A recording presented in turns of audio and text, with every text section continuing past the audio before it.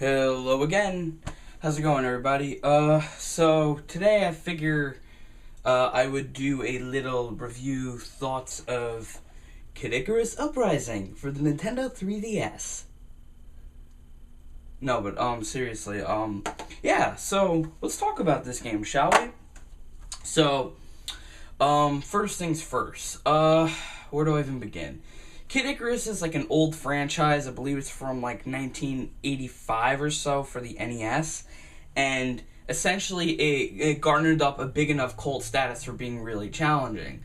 The other interesting thing about it was that essentially it was just different. It was like a Greek style thing going on. You played this little angel named Pit, who can only really fly from power-ups, and he would shoot various demons of like the underworld and that kind of shit. But really cool game. And then around 1991, there was a Game Boy one called of Myths and Monsters that I don't even know if that one really took off. But there was like a huge, response from fans that were like, hey, like, where's Kid Icarus been? Because Nintendo, like, owns, the franchise. So, years passed. And then, Smash Brothers came out and Pit was in there and everybody was like, holy shit, what the fuck is going on? This is amazing. And, yeah, basically, 2010 we get, an announcement for Uprising, and so be it, 2 years later, here we are. So, I like to consider myself one of those people that was asking and waiting, so to me this is a big deal. I don't know about everybody else, though. First things first, I'm going to get a couple things out of the way. If you have a 3DS and you are complaining that there are no games for it, and you are debating on getting this, I should be really using the real box, go out and pick it up.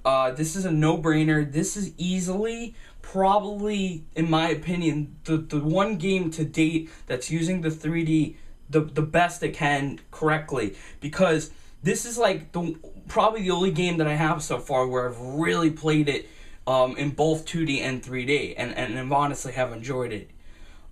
Even though, in my impressions video I kind of was like, it gets me sick.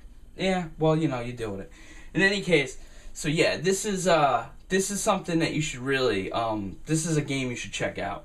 So yeah, let's get right into this here. So if you haven't noticed yet, yes, there's two boxes here. This one goes in here, and it comes with, if you haven't heard about this yet, the infamous 3DS stand.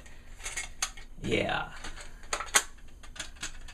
I don't really know. And right off the bat, you're probably wondering, any game that comes with a stand, not good. And in a sense, you're correct. You see, this game, to even play this game, you have to move with the analog stick, the given. You go through your power-ups with this, and you select down for the power-ups, and you shoot using the L trigger. So literally, you're using the entire left side of the 3DS. Now, the other thing that's bizarre is that not only are you playing with the, don't want to break my poor system here, the 3D, the left side of the 3DS, but you're also stylus playing as you're doing it. So you're going like this. And it is honestly one of the most awkward control schemes I've ever seen. You use this to aim, if I didn't say that. Essentially, Kid Icarus Uprising is a on-rail shooter combined with like action-adventure. Some will say it's a third-person shooter as well. Sure, you want to say that? Be my guest. But yeah, it's bizarre. And, for those that are like, well, I'm going to take the stylus off, you can't. It's just not how it is, because you can set your stylus movements to these 4 buttons, but it's not the same thing as a directional pad. It's not the same thing at all, so there's no point to it. It's a little depressing in that sense. I don't really know what they were thinking in that regard, but, let me get right into this, okay? I've dealt with, games that have had wonky cameras and bad controls and shit, but it's weird when you're actually experiencing a first-hand on weird control experience. I'll say that much.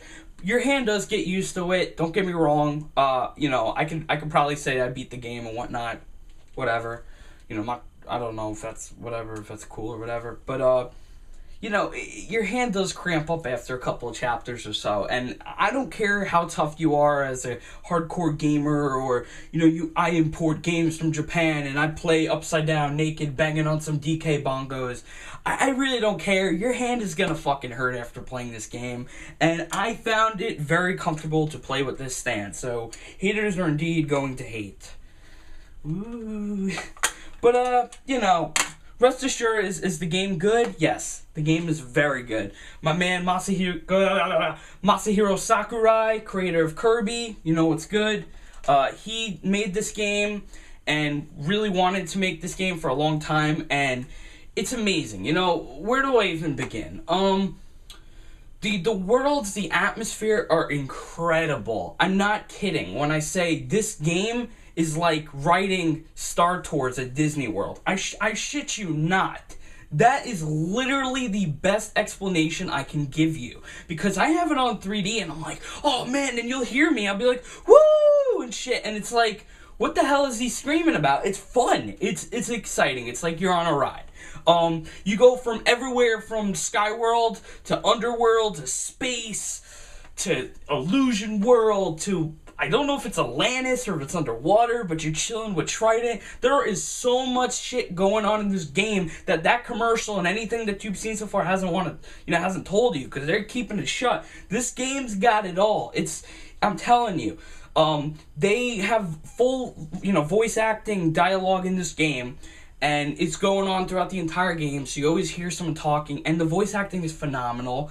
The dialogue is freaking hilarious. I haven't laughed this hard at a game in a long time. I really, laugh out loud, funny shit. There are references to, so many different things, from, the economy, Nintendogs. I believe there's a Dr. Mario reference. I think there's a Zelda one. There's a couple. There's a Metroid one. There's a ton of them. The only one that I'm actually surprised they didn't throw in is Star Fox. If you play the game, you'll understand why. But yeah, there is just so much. And then just to add to that, there is a fully fledged multiplayer with free-for-all and team battles, and you can earn rewards, and one player will turn into pit, and then you fucking kill him, and it's awesome. It's so cool. It's a lot of fun. And it's honestly something that I can see myself still playing for at least another year or so. It's a lot of fun. I don't know. But here's the interesting thing. So, aside from that, there's these things called AR cards, which originally came with the 3DS as well. But Kid Icarus is trying to do a whole trading card set. Each game comes with a pack of random cards, as you can see here. And you take the cards and you scan them and you get idols in the game. And they give you information. You can view about the characters. You can view their models. It's almost like Smash Brothers. You could take the cards and you could battle against each other. So it's I don't know, it's just really cool. I haven't really fully experienced it yet, but I have tried it against my own cards, if that makes sense, and it was cool. I thought it was cool. But there's a lot. There's apparently hundreds of these. And yeah, that's just the start. Then there's an achievement system.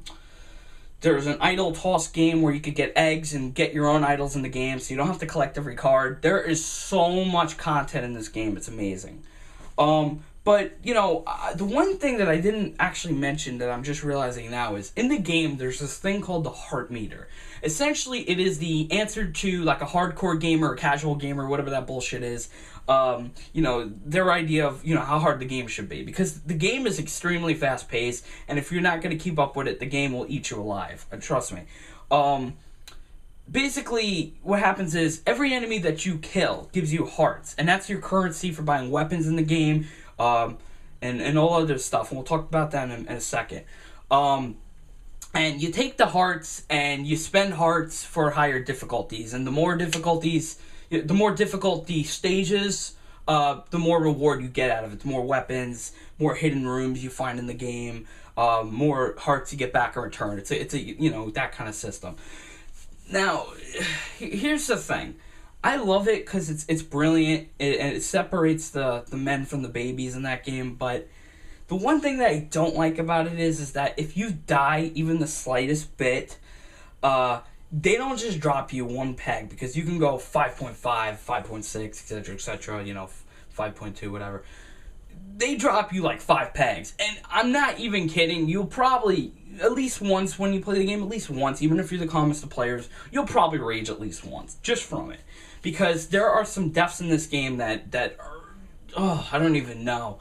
Like, okay, for some reason, they made Pit really fast when he runs, and there's times where you have to get on one platform because the other one's moving or it's destroyed, and I'm telling you, Pit will kill himself. He'll just do it. He'll be like, fuck you, woo! And I'm like, what is going on? And it's depressing, but that's just how it is. There was another thing, I killed something, a boss or something, and they were trying to tell me not to kill the boss, and I died, and I was like, bastards. And then it reset my whole thing, and I'm like, damn it. So, you know, just keep that in mind. That's the one thing. And then there was something else. Jeez, see, talking about reviews and how excited I am about this game, and completely forgetting what I was about to say. Awesome. Oh yeah, so back to the weapons. In the game, you could, like, purchase weapons, but you can also fuse weapons and get stronger weapons, which, you know, you want to do, because otherwise you're not going to beat the game with ease, and etc., etc.